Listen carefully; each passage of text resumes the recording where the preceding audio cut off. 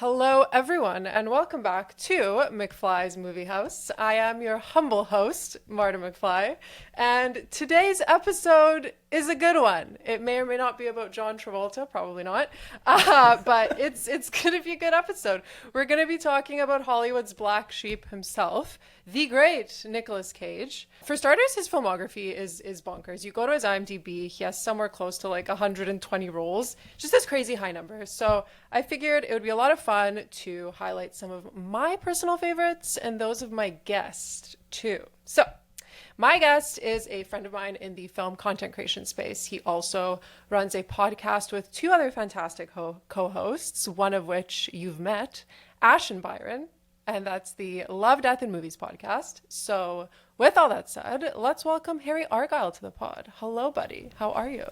I'm very good, buddy. Oh, that warms my heart.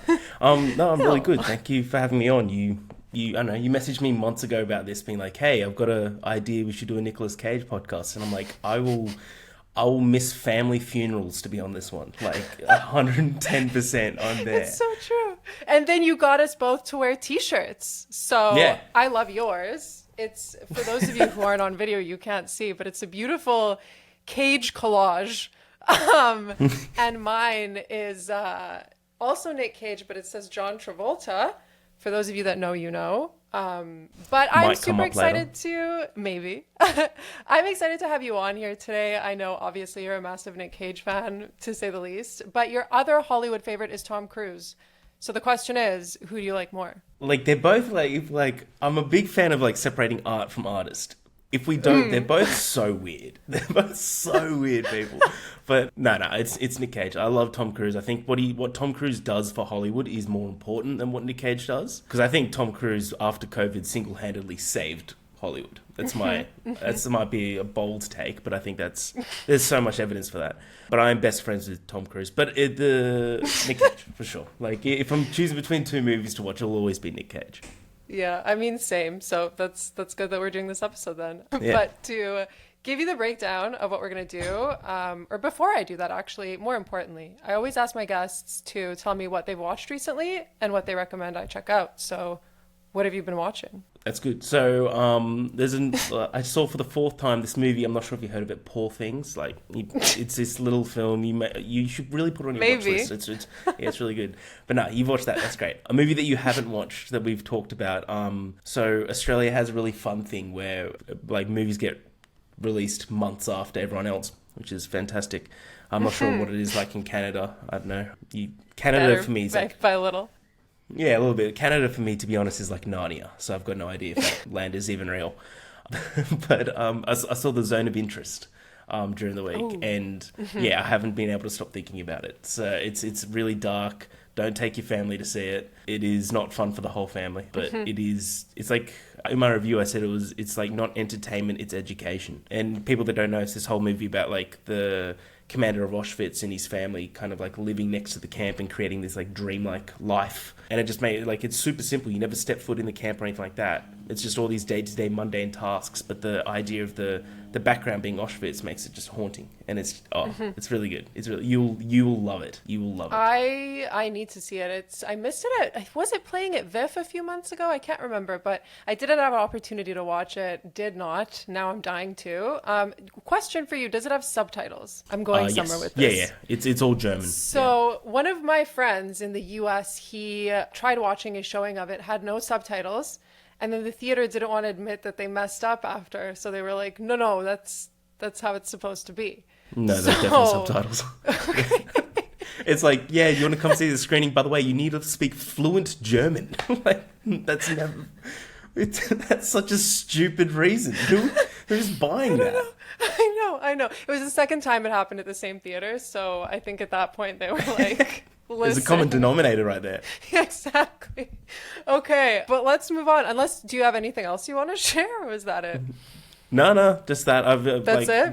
Literally, my past all of January, I've watched 21 Nicolas Cage films. But the best thing is, no one has like asked me why. Like, everyone's just acting like it's normal. Like, I think it's pretty funny. So yeah, I also rewatched a bunch of stuff for my podcast. So like the Lobster, which you're a big fan of and I'm a big fan of, and The Matrix, which I think is Also a big monumental, fan. important sci-fi film. Yeah, that's kind of it. Cool. Well, what we're going to do today, let's break it down. So, we're going to give some background information about Cage, why he's taken on such a crazy amount of roles. I think that needs to be touched on. Yeah, it does. And then we can each pick 5 of our favorite films and then go back and forth discussing them. Does that sound cool with you? That sounds perfect with me. Amazing. So let's get into it. So, as most fans of Nick Cage know, his last name is actually Coppola. Francis Ford is his uncle, and his cousins include Sofia Coppola, but also Jason Schwartzman, which I found out. I had no idea about that. That's crazy. But do you know the story of why he changed his last name? Yeah, I don't. I thought, like, my initial always, because I know his actual name is Coppola, I thought it was just always, like, to get away from that, like, family name. Like, because everyone would have just been, like, comparing him to Sophia and Francis. Yeah, so Is I that mean, it? the nepotism has to do with it to a degree for sure. But he actually revealed this a few years ago during a press junket. It was because he was being made fun of, and it was on the set of his feature film debut, which was 1982's Fast Times at Ridgemont High. Have you seen that? Yeah, I love that movie. It's so good. So good. But he had a small part. But so anyways, he's credited on that movie, I don't know if you've noticed, as Nicolas Coppola. And on the set, people were making jokes about Francis Ford's Apocalypse Now. So people were like teasing him and saying, I love the smell of Nicholas in the morning because of Robert Duvall saying, I love the smell of napalm in the morning. So Cage was just like, I don't need this. And that's why he changed it. Isn't that crazy? That's great. That makes so much sense now. Yeah. Just because he was made fun of on set once. Yeah. But to be and he fair, just Cage hated is a it. cooler name. Cage is a It cooler is. name. It is. I didn't figure out the reason behind it. I'm sure he's told people before. But so yeah, so that was a super small part in the movie, as you know. And then the following year, he had the big role in Martha Coolidge's Valley Girl.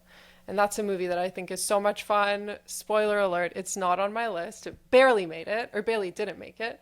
Yeah, but it's same. become a cult classic in the years to come. And then in 1987, that's when I think he had his breakthrough opposite Cher in Moonstruck. And that was a teenage classic for me. I assume you like that one too. Yeah, Moonstruck's hard not to like. It's It's like there's a lot of movies in his filmography that I always just recommend because it's like it's a safe bet, and Moonstruck is there, and one that is definitely going to be on my list is on there as well. perfect. So I'm saying all of this as preamble. We're going to get somewhere, I promise. I'm not going to highlight this is each fun. decade. Yeah, good. I'm not going to highlight each decade because obviously he's had highs and lows, many. But the reason he starred in so many movies, particularly from the early 2010s until I think around 2017, they were all like direct-to-video projects. I assume you know too. Do you, Harry? Because he went broke. Yes. So Yeah. he said this in a GQ piece in 2022. He finally cleared it up.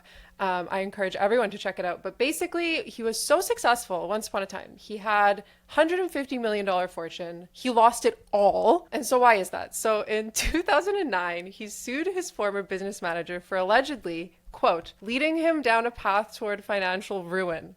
Yeah. Poor guy. So this included the wildest spending. He bought a dinosaur skull that was worth somewhere around $276,000. He got a cheap. allegedly haunted mansion, Yeah. castles, plural, Yeah. an island in the Bahamas. Anything else that you can name or think of? He once had 2 king cobras as pets. Did you see this? Where there was like he answered a question. He's like, yeah, they would try and like lure me to try and kill him. And he's like, and then like my neighbors hated it, so I had to give them to a zoo. It's like, Oh, he got God. one and was like, needs a friend, needs a friend. So strange. Yeah, he was So- nuts. Insane. So he owed the IRS around 14 million, but that's just the IRS. Like there were millions more to creditors. Like who's to say how much he owed? But then sadly, also around this time, his father passed away. His elderly mother was just distraught. So he was looking after her, and he finally just said, like, I'm getting out of this. I'm gonna do as many movies as I can to fix this hellscape that I'm in, pretty much. And he sure did. And he sure did. But to make matters worse, he was also a tabloid darling during this time, and for reasons I guess we don't have to talk about. But so that star power he once had just wasn't glimmering as it was, right? And lo and behold, straight to video movies. So the interesting thing about this is Cage says that he still saw something in each and every one of those movies. Sometimes it worked, sometimes it didn't. But he really did give like his 110%. And that's one thing about a Cage performance, in my opinion. He's never not giving 110%, right? 100%. Yes. Like, I just watched the movie from last year, Sympathy for the Devil, which is an incredibly average film. Like, it's basically Collateral, but with Nicolas Cage, which on paper sounds like a spectacular film. But the movie's incredibly average, but he is spectacular in it. There's like one scene where I think I sent you a screenshot when I was watching it. I sent you a photo where he's just going nuts in the middle of a diner for no reason at all. And you're like, this movie's great. It's great. Because of Nick Cage, yeah. So, I mean, if you check out that GQ piece that I was referencing, it's filled with like countless praise from filmmakers in the industry, big name filmmakers too, and they all just attest to his work. They say how wildly professional he is. Just everyone loves him. And so, anyway, somewhere around 2020 or 2021, I think, maybe it was 2021, he finally paid off all of his bills. And now it just looks like he's having fun. I just think he's having fun. I think he's also, for the majority of the part, he's also picking great roles. Like, he's still picking roles like Sympathy for the Devil, The Old Way, fucking Renfield on paper should have been incredible. It should like a Dracula movie with Nick Cage as Dracula. 100%. The movie sucks, and there's like 6 minutes of him. But there's like he's doing movies like Unbearable Weight of Massive Talent, which is great. He, like Pig, might be discussed a bit. I like adore that movie. But perhaps this movie coming out called Longlegs, which I'm excited. Yeah. It could be like, not to trash a film. No, I think this movie is really good, just not for me. It could be This Is Skinamarink, where like it very much is kind of looking like that. Skinamarink's just not for me. I know it's made for an audience. Some people hate it. Not for me. Not for me. But it could be this. Like that's what it kind of is starting to look like. Of like in terms of like great marketing. Let's hold off, but like it looks like he's just really picking stuff that he loves. And he also said that he's only doing a couple more movies and then he's gonna go to TV, which would be cool. Do True Detective season 5, bring in Nicolas Cage, like let him go search for some dinosaur bones. Let's go. I'm in. Let's go. Wrangle some cobras while he's at it. Yeah, everyone's just taking tabs left, right, and center. Like I'm in. Wrangle some cobras. Absolutely. But so where did we stop? Oh yeah. So he's having a great time. And I mean, I think the best thing that kind of says, in his words, his own love for his craft was when he won his Oscar in 1996 for Leaving Las Vegas. He got up on stage and he said, "I know it's not hip to say it, but I just love acting." And that's literally Nick Cage. He really does just love being an actor. So I mean, as long as he can do it, that would make me happy. Yeah. So that brings us now to the main discussion. So we're each picking each of our 5 favorites. There's no particular order here, and it's not a draft. So if we happen to have the same one, there won't be any like film gods striking us down. It doesn't matter. That good? Yeah. Oh, yeah. Amazing. Sure. Film gods. So I'm going to go first, selfishly, and you already know what I'm going to go for, and that is John Woo's masterpiece from 1997. Yes. Face Off. Good. I love Face Off. It's an insane idea. You take 2 massive, and I mean massive, Hollywood heavyweights with such distinct styles as well, and you literally get them to play each other. So Nick Cage plays John Travolta, as per my t-shirt, and John Travolta plays Nick Cage. It is magnificent. So good. So if there are people who haven't seen it, which I would hope by now there aren't many, but anyway, I'm just going to read out a quick letterboxd description because this movie is just way too complicated to explain. An anti-terrorism agent goes under the knife to acquire the likeliness of a terrorist and gather details about a bombing plot. When the terrorist escapes custody, he undergoes surgery to look like the agent so he can get close to the agent's family. And the agent is John Travolta, Nick Cage is the terrorist, but then they reverse. That's the best way to explain this, I think. It's so bizarre and so 90s. yeah, and there's nothing like it. There's truly never, I mean, they're going to make a sequel now, apparently, which I'm holding my breath for, but I hope it's as good. But so We'll when see. Nick Cage showed up on set and gave his usual 110%, John Travolta apparently looked at him and said, "Oh, we're going to do that kind of acting." Um, and then lo and behold, he matches him in the movie. So just as insane as Nick Cage is, Travolta's right there with him. And Travolta's I brilliant just, in this. Yeah. I don't think we're ever going to get anything like this again, to that degree of people just doing a full send. And it's just a unhinged, exhilarating movie. For those of you who don't know, John Woo, so he's a filmmaker from Hong Kong, he originated the style of gun fu. So that's the Fu. blending of the rhythmic and fluid quality of martial arts and kung fu movies with the, let's call it, I guess, brutality of gangster movies. So we get these combat and shootout sequences that really do look like you're watching this intricate dance or ballet that's violent. It's something else. And I think Face Off is a fantastic example of a good gun fu movie. So we have Nick Cage and John Travolta going bananas. We have this wonderfully fast-paced action. It's just a full send in cinematic format. Harry, thoughts on Face Off? Yeah, you said it perfectly. It is. I adore this movie. It's so insane. The idea is so crucial, but it's also kind of simple, and like it just doesn't work without Travolta and Nick Cage. Like, do you know who was originally cast? There was like all these different Johnny names. Depp. Johnny Yeah, Depp was supposed to. There was the first one was Schwarzenegger and Stallone, which would have been wild, right? But this goes nuts. So then it would have been Michael Douglas and Harrison Ford. Then it went on to Bruce Willis and Alec Baldwin. And then my favorite, which like I think this movie doesn't work without John Travolta and Nicolas Cage. But if they did Robert De Niro and Al Pacino, which was also considered, this movie is also spectacular. Like 100%. That'd be so Oh my good. God. Oh man. Same sort of energy out of Heat as well, where Al Yes. Pacino screams the second half of every word. Yeah, like Yes, that's 100%. exactly what I just thought of. Yeah, I heard Johnny Depp was supposed to come on board with Nick Cage, but then he said, "No, Yep. I don't want to do this," when he found out that it wasn't a hockey movie. He thought Face Off was a hockey movie. Guy just doesn't read scripts like at all. So It's so yeah, funny. that's a good fun fact. Is there anything else you want to add to this before you go with your pick? No, I love this movie a lot. The idea of that movie came from the co-screenwriter, because like it was pretty dark. Like his friend got into like a massive like hang gliding accident or something, and he had to get like reconstructive surgery on his face, and he had to like remove a lot of skin, and that's like kind of. And then this guy's just like, this traumatic thing happened to my friend. I'm gonna make a '90s action film out of it, and like starring Nick Cage and John Travolta. But no, I think they're perfect together. Yeah, I like this is quintessentially like whenever you think of '90s, Face Off is in there Yes. for sure. Yes. I Nice. agree. So I've got one of mine. Oh. Yes, please. All right, I'm trying to think of one that you might not pick. Well, there's one that I'm you gonna definitely won't riot pick. if you do. But go ahead. I think I actually know one that you're hiding from me that you're gonna pick, but I'm not gonna say it until you say it. But Okay.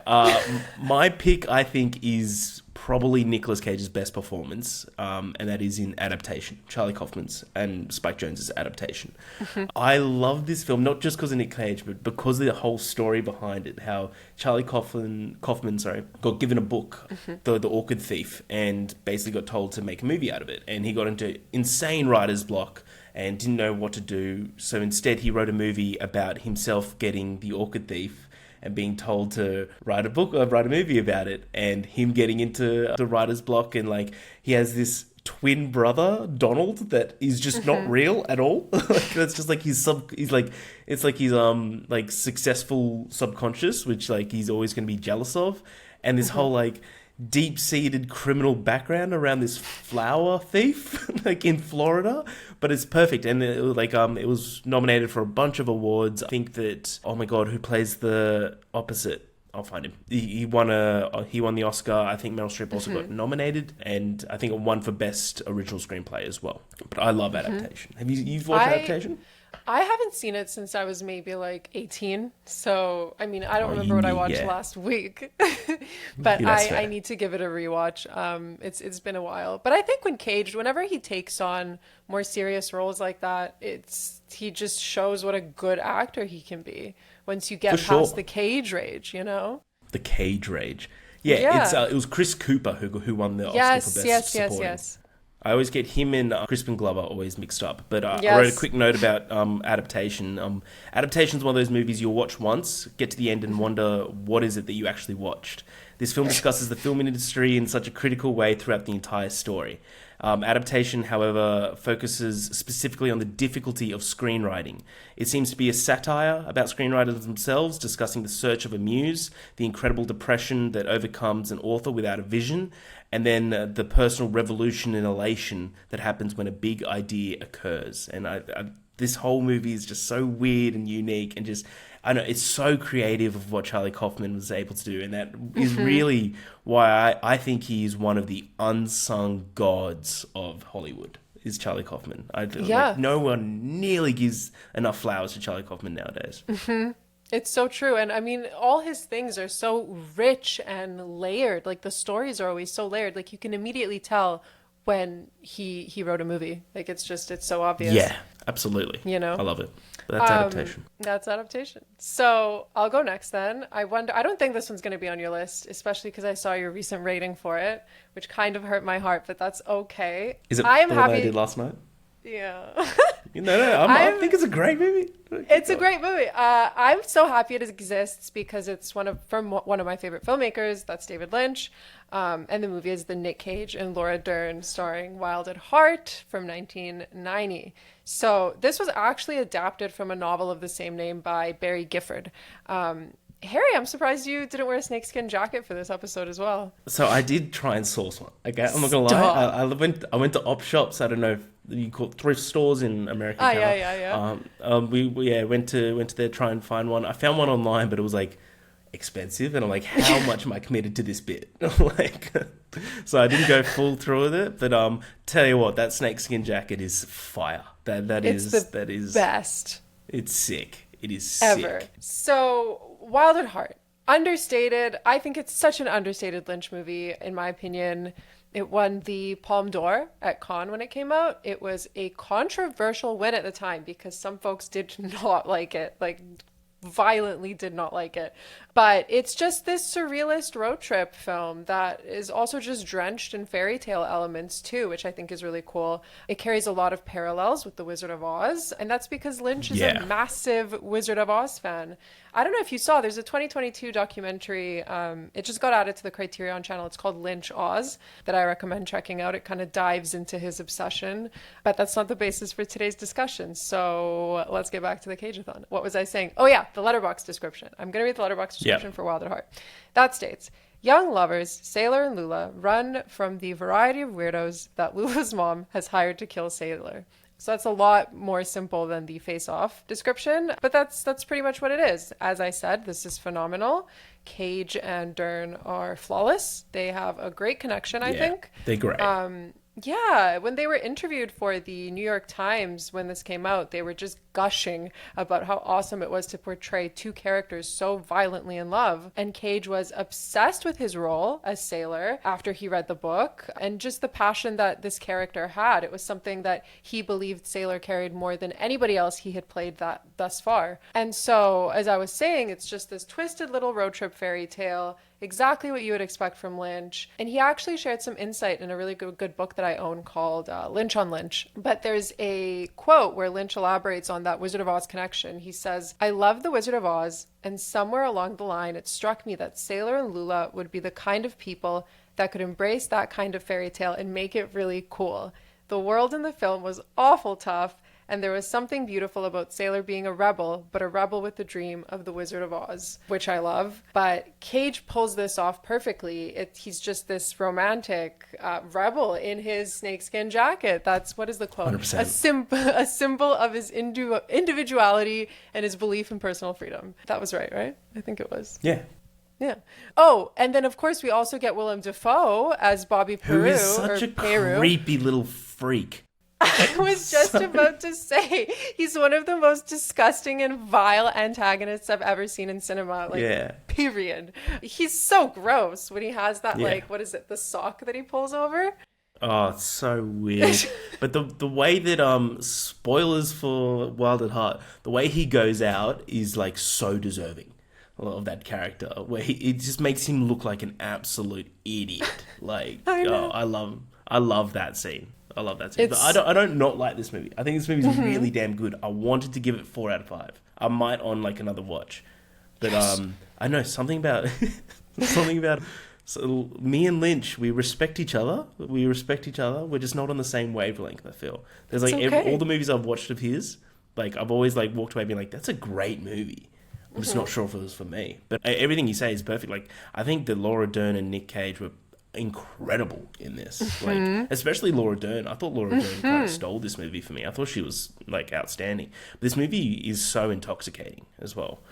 Like everything about it is just like, it's so simple, but it's like, it is kind of like in a way, it's kind of like a Bonnie and Clyde sort of film of like a road trip Bonnie and Clyde, where they're just trying to do whatever just to get along. No, just to get like to the next city. But yeah, like Willem Dafoe. Holy smoke! It's nuts when you finish a film of Nick Cage during that era of Nick Cage, of the Cage Rage, and you're like, Nick Cage was very much nowhere near the craziest person in that movie at all. Like, yeah, so like that kind of like makes you step back and be like, oh, there's actually such a good point. You're so right. Yeah, Willem Dafoe is even more wild than Nick Cage in that movie. What? He's so weird. He's so weird. He's not off brand, because that is kind of Willem Dafoe is kind of like a freak. But I mean that the best way, Willem. I know you're watching. Yeah. But yeah, I really like the film. I want to give it 4. I probably will when on rewatch. I did watch this at midnight last night after a friend's 30th birthday party. So maybe I wasn't in the right mind for a Lynch, or maybe there's the perfect mindset for a Lynch. Who knows? Depends how you see it. Well, go ahead. Do your next one, Harry. Well, I'm kind of stuck between 2. I think one you'll definitely mention, so I'll leave that one for you. But you mentioned Face Off, and I think Face Off is my second favourite action film from the 90s from Nick Cage. But my number 1 favourite is Con Air. I think Con Air is a wildly simple film that on paper should not have worked at all. But if you step back, it has got one of the most batshit insane casts of all time. Like that goes from like John Malkovich as an incredible villain. You got Steve Buscemi as like this heightened villain that everyone, like all villains, are afraid of, who does really nothing in the film. He just has this legend.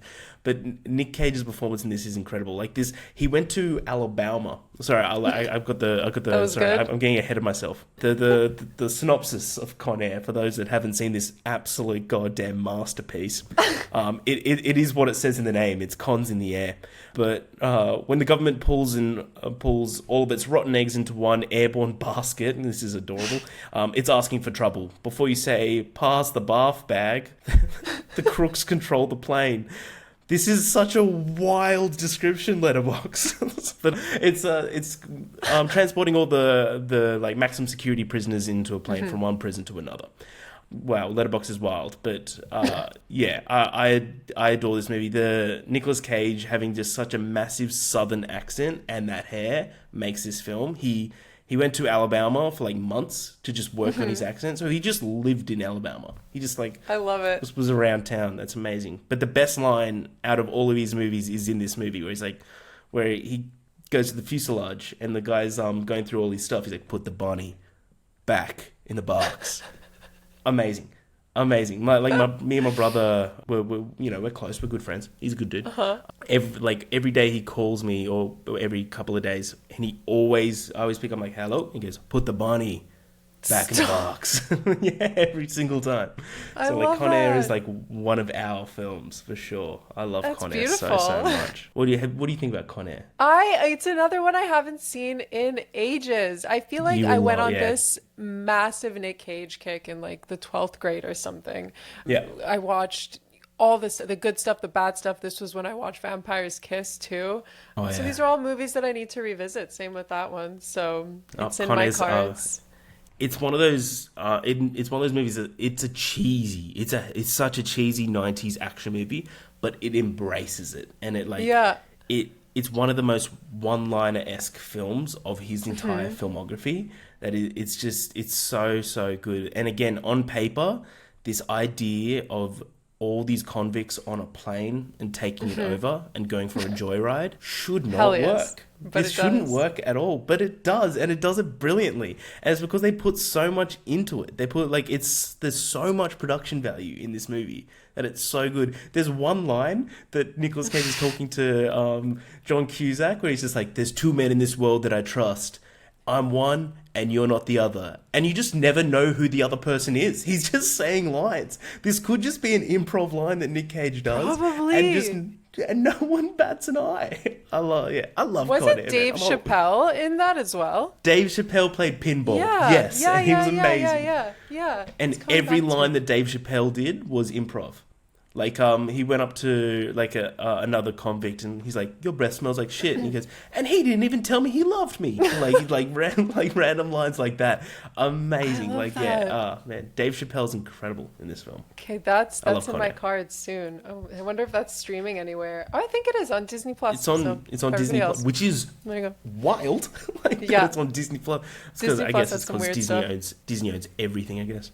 That is true. I love it. I'm going to go next then. What is this? Is my third one now? Yes. So I'm going to circle back to earlier Cage.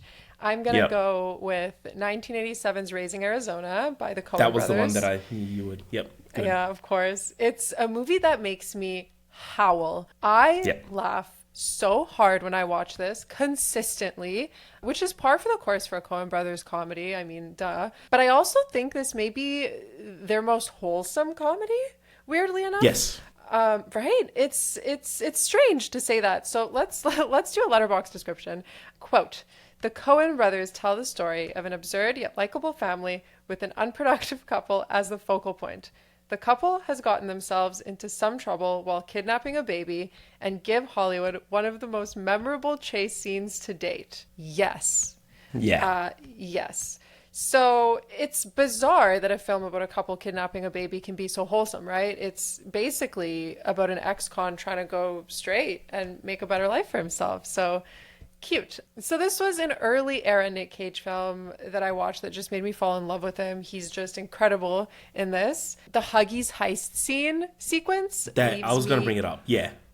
Cackling maniacally. That's one of my friends. We adore this movie so much. Like, he was at the 30th that I was at last night, and the one line that we always say to each other whenever we see each other, it's not hello, it's "Wake up, son," every single time. That scene is one of the funniest scenes to me in cinema.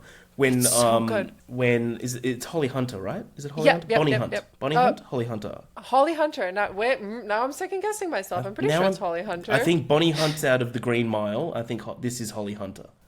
Holly Hunter. It is Holly Hunter. Yeah, cool. Messing me up, Harry. So I'm so sorry. But when she sees him and she's just like, "Son of a bitch," and then the camera goes right back to him, and it's for 2 seconds, and he's just at the cash register and he's flinging the gun around like it's Wild Wild West. I think that's one of the funniest shots of all time. He's just chilling there, just flipping it. He's just, what does he say? "Better hurry it up, son. I'm in Dutch with the wife." And then the guy behind the cash register shows up later in the middle of the street, remember? Yeah. Yeah. When that happens, I'm like howling, losing it. But so I'm happy you bring up that gun sequence, because it's worthwhile mentioning that this feels like a live action cartoon, like a Looney Tunes cartoon. Big time. And Barry Sonnenfeld's cinematography is a standout in this one because the camera is just rapidly darting everywhere, which I think you mentioned, and he incorporates these wide angle lenses that warp the world into feeling like a cartoon. So I discovered that Cage even looked at his character as being inspired by Woody Woodpecker. Super weird.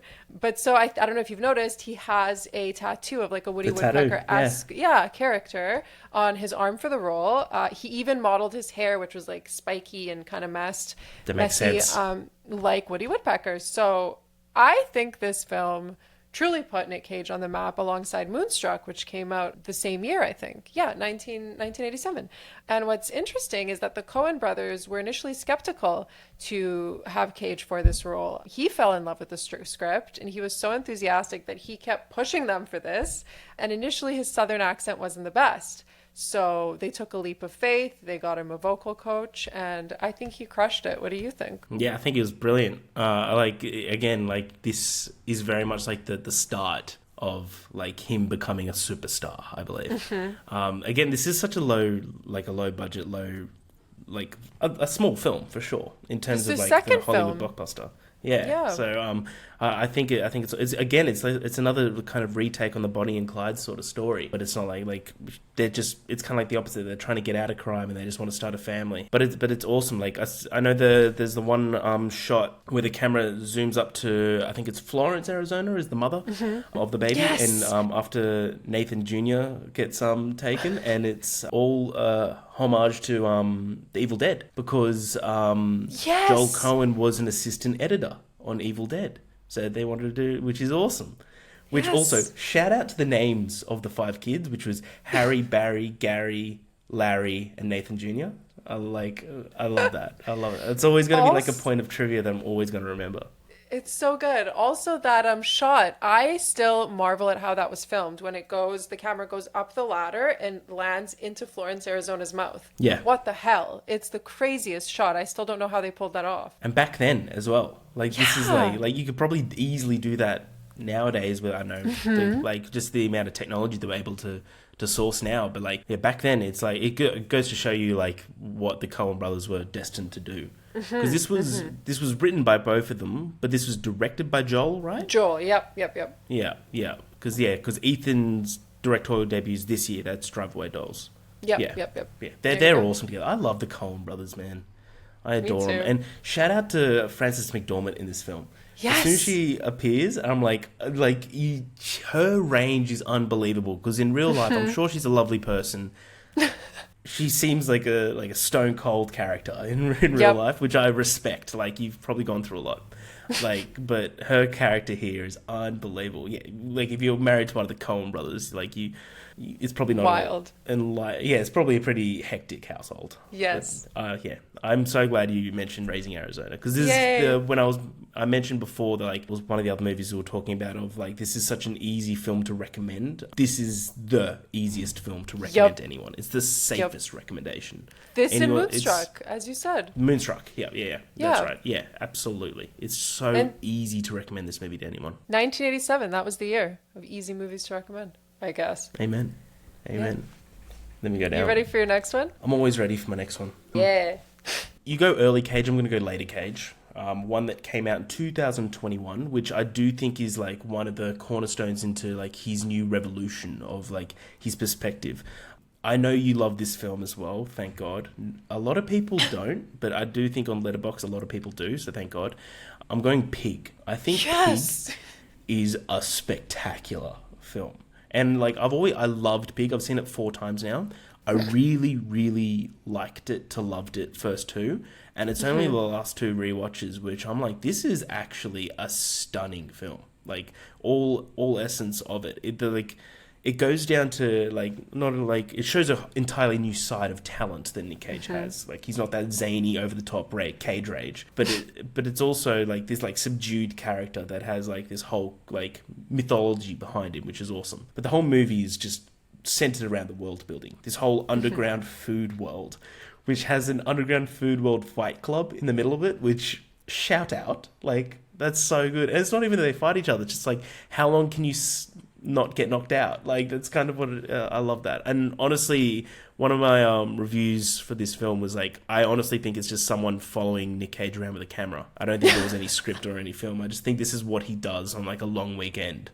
He's just hanging out with a pig. But yeah, this film, to be able to give you such emotional connection towards a pig, and sorry, I keep going over the synopsis, but a truffle hunter who lives alone in the wilderness must return to his past in Portland in search for his beloved foraging pig after she is kidnapped. On the surface, this does look like John Wick with Nicolas Cage and a pig. I was going to say. But Yeah, which I think is on purpose. I think that's the main selling point for this film. Because if you say it's John Wick but Nicolas Cage, people are going to be like, I want to see that. But I think it's much, much more than that, which I think is really good. It kind of takes a different direction. It's not just action, action, action. It's much more like a character study, which I love. I think I always say that it starts off feeling like it's going to get into John Wick, and then it completely fools you because it never crosses that threshold into pure peak action, you know? It's Nick Cage is very restrained in this, considering where you think it's going to go. Yeah, 100%. That's all I have to say about it. This is also Nick Cage's favorite film of his entire filmography. Do you know that? What? No. I know. How good is that to hear? Like, because I love that. I would have thought it was Con Air, but yeah, he said that this is his favorite film of his entire filmography. He felt like he's become seasoned as an actor with this film. When did he say that quote? Do you know? This was, I think it was during the promotion of this film, so I guess, like, take it with a grain of salt. But, like, I'm going to take it with zero salt and all the truth that this is his favorite film. But my favorite quote in this film, which I think is, like, heartbreaking, because this whole movie, it gives you an emotional connection to a fucking pig, is Amir, which is Alex Wolff, who is really great in this movie. At the end, he goes, "What are you thinking?" And then Rob, aka Nicolas Cage, goes, "I was thinking if I never came looking for her, in my head, she'd still be alive." I was like, oh. It's like, it's so... It just rips you apart. Oh, good movie. I love Pig. I want my own truffle pig now. Also, I love truffles. I don't know about you, but truffles are like... Oh, truffles are great. Truffles are elite. But there's also the one... Before we move on from Pig, the one part of the story that really just like zones in on Nicolas Cage's character when they keep saying, get another truffle pig. And then he explains, he's like, you don't need the pig to get truffles. You just look at the trees and the trees will tell you where. He's just like, it's just all about relationships, the entire film. Yes. Of just like this idea of loneliness where he's not lonely, but he's alone. That's how I kind of... that was beautiful, Harry. Thank you. I'm a poet. You are. Yeah. But no, I love Pig. I love Pig so much. Oh, I need to rewatch that too. Now, honestly, I should have done more Cage prep for this episode, but I haven't had the time. But I need to revisit. There is Pig also again. 130 films, so like there's only so much Cage prep you can do. Like, Until so you just need a break. Yeah, or you keep going. Like, you keep true. going like he did. You buy a dinosaur skull and dig yourself out of that grave. Perfect. 100%. Gotta do it. Okay, next up is a movie. I don't know if you're going to pick this one. I don't think you will because you picked Pig as your modern one. Let's see. It's a very polarizing film. Granted, I guess everything that Nick Cage does is polarizing. Panos Cosmatos' horror film Mandy from 2018. Yeah. How did you know? I guess I said recent. Yeah. I think Mandy's brilliant. I think part of my French, Mandy fucks so hard. Like, that movie is so good. It's so good. For those of you who don't know, so Panos Cosmatos is the son of George P. Cosmatos, another filmmaker. He did Tombstone, Harry. Which we can chat about another day. I love Tombstone. But so Mandy, are you, Harry, a Panos apologist in general, or was this the only movie of his that you've seen? He hasn't done many. Yeah, I think this might be the only one. Like, he did Beyond the Black Rainbow before Mandy. That was good. This is better. He also did an episode of, oh my gosh, what was it called? Del Toro's Cabinet of Curiosities, the anthology series. Okay, yeah, I would have seen it. He did one episode, what's it called? The Vanishing, maybe? I don't know. It starts with a V, but it was that really weird one where they're all in a room. But I love his stuff. The argument is that his films are more style over substance, and I mean, kind of, but there's so much style, and can you blame him when that style is like undeniably cool? I don't care. I love his stuff. It's awesome. It is. So, Letterboxd description, as we've been doing, and then we'll get into the goods. So this one's a bonkers description. Are you ready? Give it to me. Shadow Mountains, 1983. Red and Mandy lead a loving and peaceful existence, but when their pine-scented haven is savagely destroyed, Red is catapulted into a phantasmagoric, journey filled with bloody vengeance and laced with fire. That is flowery as all hell, but it's pretty on the money, I would say. Who wrote that? 100%. That was beautiful, Yeah, but like... Letterbox synopsises are either super basic, which are like, Yes. that's great, or they're just insane, where like they just have so much fun with it, which like at the same time I respect equally. Yeah, totally. Well And I mean, for this one, it's warranted. What I love about this movie is it's such a vessel for Nick Cage to be as unhinged as we know he can be. Yeah. It's a film that's drenched in neon, in blood, in visceral visuals. Plus, you get this like otherworldly and menacing yet oddly beautiful score. It was the last one done by Johan Johansson before he passed away. The film is dedicated to him, but it makes the entire thing just feel like a sensory overload. It's also a tale of revenge. So Cage's character is just truly thrust into this hellscape. He delivers a performance that only Nick Cage can do. Truly. Yeah, exactly. As we said earlier, he's known for his Nick Cage freakouts, and boy, do you get them here. The definition here, right? Yeah. Right? Totally. The scene in the bathroom, I think it was. Oh my God. Yeah. I think that if anybody else was a lead for this movie, it wouldn't be as effective. What do you think? Oh, 100%. This is very much like a movie he's kind of given the reins and like given all trust by the director for sure. It's not newcomers to film, but like someone that's not well versed with film as a lot of people would look at this movie and straight away go, it's just art house. And I'm like, I think that is an absolute detriment to this film. I think this movie is so much more than that. Like, sure, it's like got that sort of like art housey look. This entire film looks like LSD, in all accounts of the word, but all accounts of the meaning. But it's insanely psychotic. But I think that it needed to be, because it's like this whole sense of mythology behind it, that it needed to have that sense of delusion. And if we're talking about an actor that is delusional, it's Nicky Cage, like Nicky Cage. Nicky Cage. I love it. Yeah. I was reading an interview Cage had with Forbes around the time that Mandy came out, and it was just so fantastic to see how much he loved this movie and the character of Red.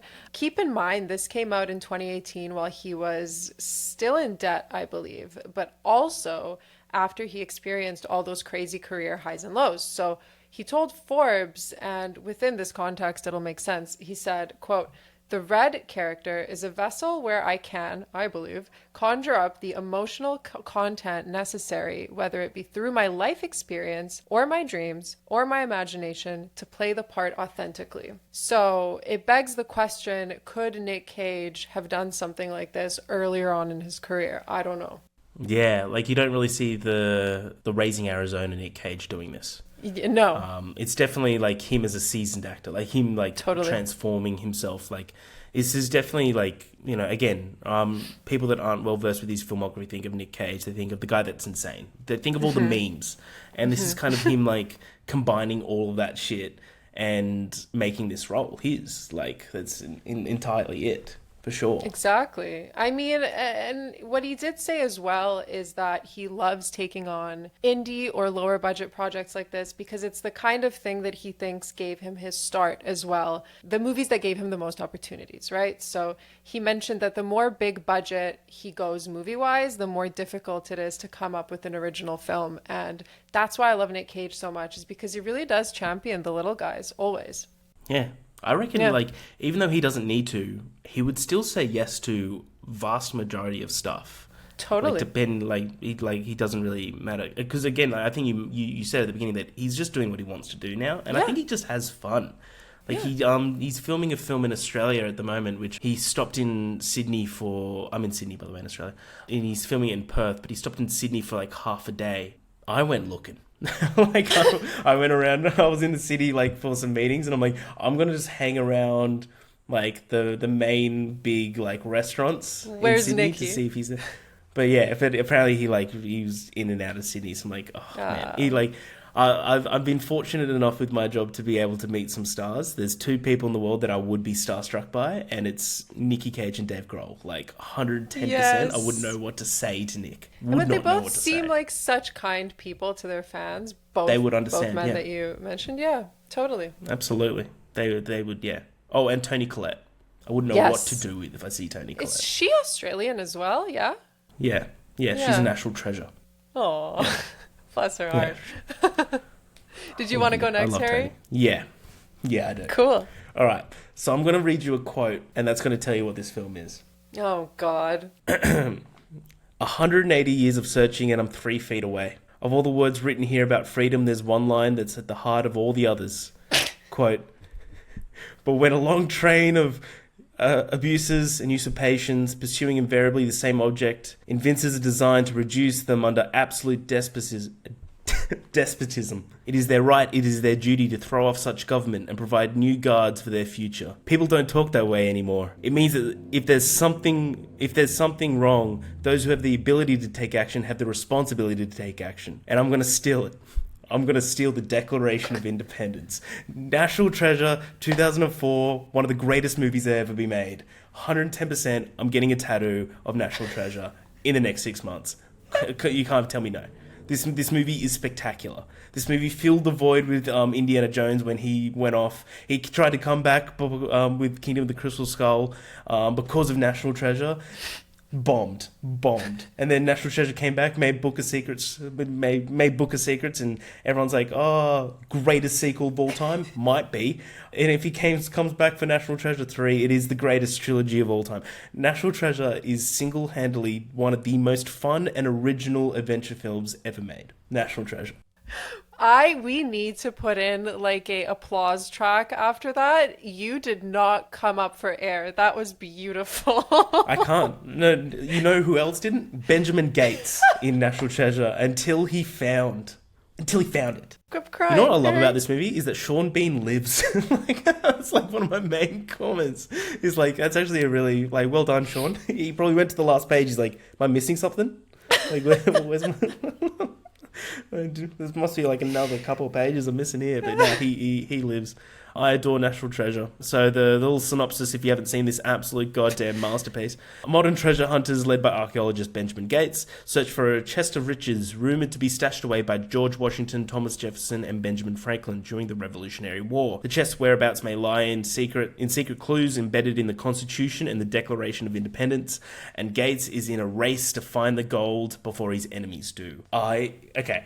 Before I pass it to you, one of the best parts about this film is that the opening scene, he and Sean Bean are like, they're teamed up. And I'm sure they find out there's a map on the back of Declaration of Independence. First scene, Sean's like, all right, let's borrow it. Let's steal it. And Benjamin Gates, aka Nicky Cage, says, I'm not going to let you do that. I'm not going to let you steal the Declaration. Like, who are you, crazy? How dare you? I'm not going to let you do that.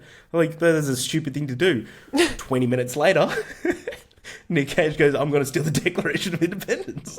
But he does it because he knows that Sean Bean's going to destroy it. So he steals it before it can be destroyed. But when tasked with this podcast, I very much was like, I want to put National Treasure, but is that just, me being biased? And then I rewatched it a couple of days ago. I'm like, nah.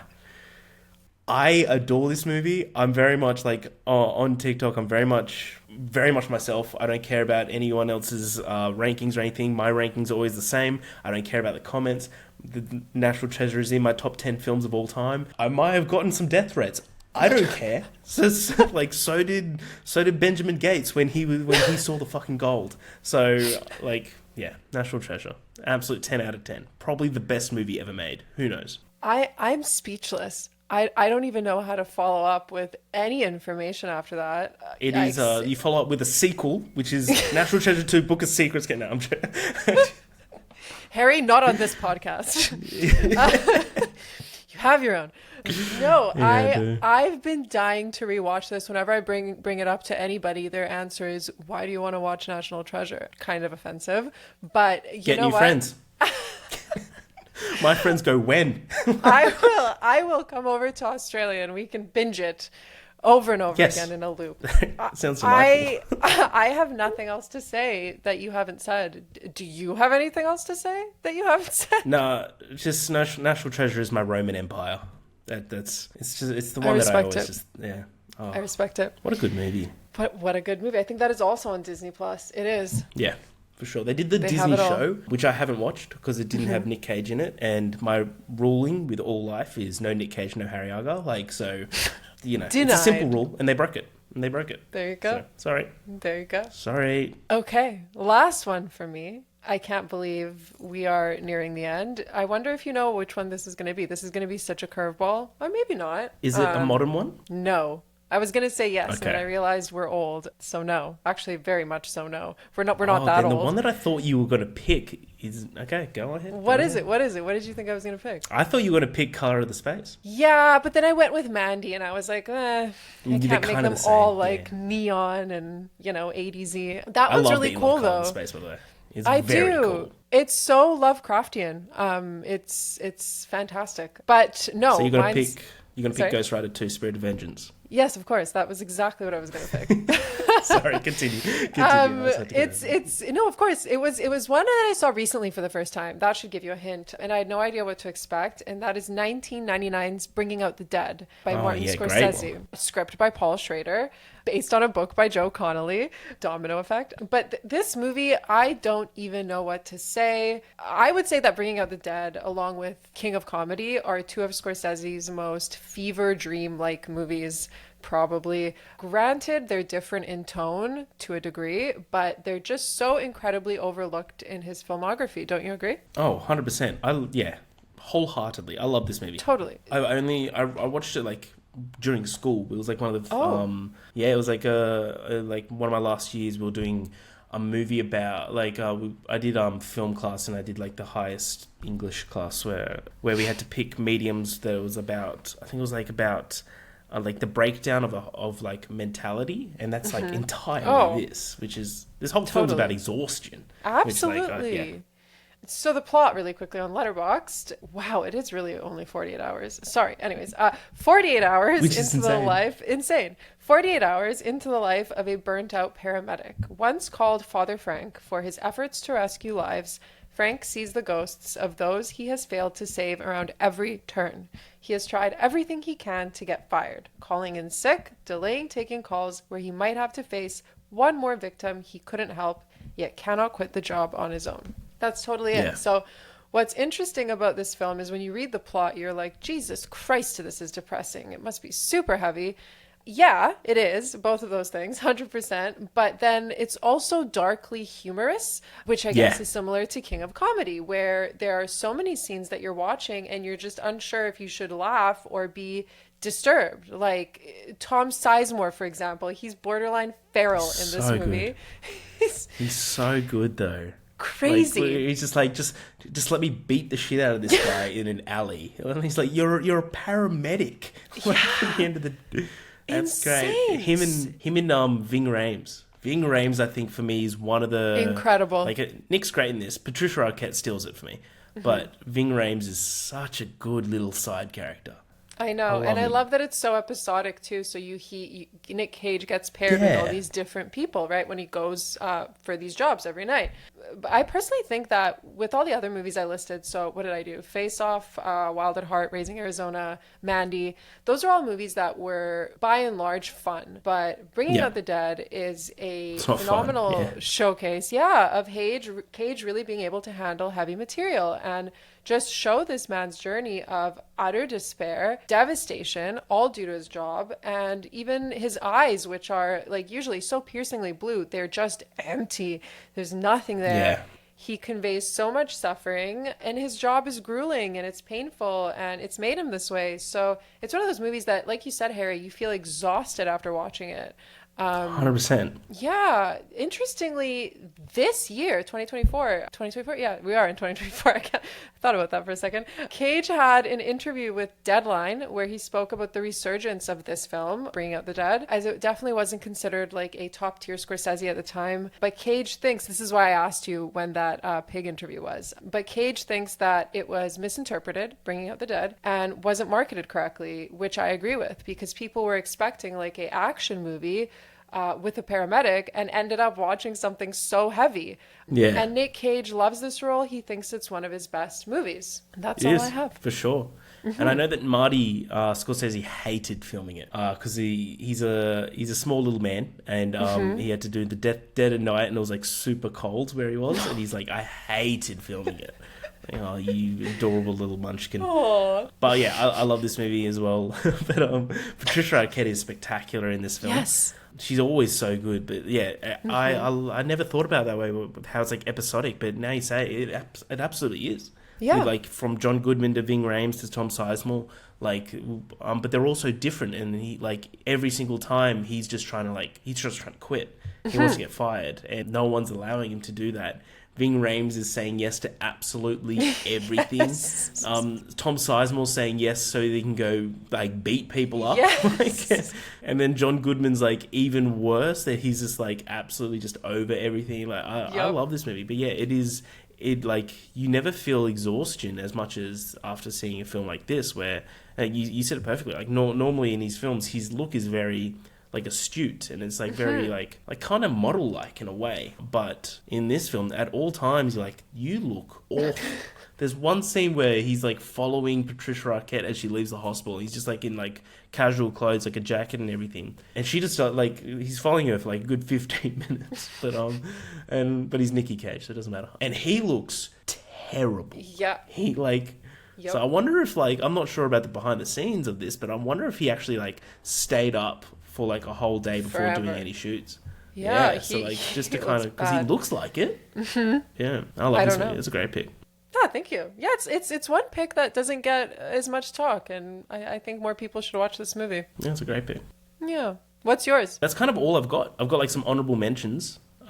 Wait, did you have 5? Yeah, but one of them was Raising Arizona. Oh, okay. Which is good. Gotcha. Yeah. Give me your honorable mentions. And I also had Face Off as well. So like we're one way back right now. I love it. I know you had National Treasure, so I'm sorry I stole that from you, but I had to say.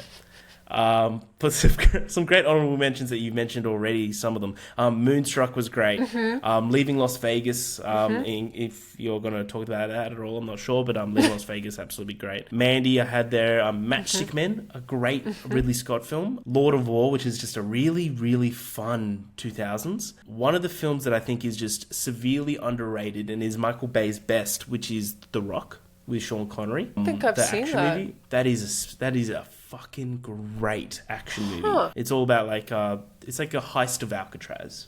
Oh. It's really, really good. But one that he did lately that we can chat about if you'd like is Unbearable Weight of Massive Talent, which I think is a movie that like it doesn't work without him. Like this entire film is made for Nick Cage. Yes. But I think that he very much embraced that role, and it goes into like this new era, this modern era of Nick Cage of like him just accepting who he is, and just like you could tell he's loving absolutely everything that he's doing at the moment. But I love Unbearable Weight of Massive Talent so much. I liked it too. I mean, it had so many homages to his earlier roles, right? Or I guess pastiches straight up. He also did Dream Scenario. I can't believe we didn't talk about Dream Scenario. We didn't talk about Dream Scenario. Dream Scenario, I got the little mask somewhere.